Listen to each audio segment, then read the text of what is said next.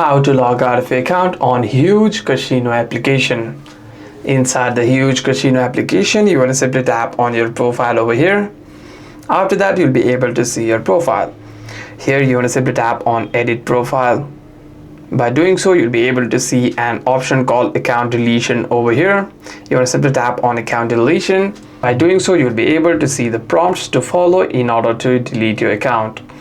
Here you can see an option called how can I delete my account, and it's saying here to copy your player ID and initiate delete by tapping on your edit profile option and locating the delete account button below your player ID. You want to simply follow this prompt to delete your account from here.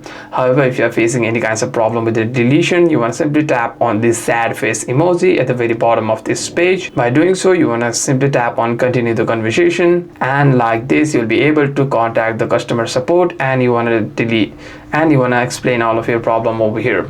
Hope this video is helpful. Do like and subscribe.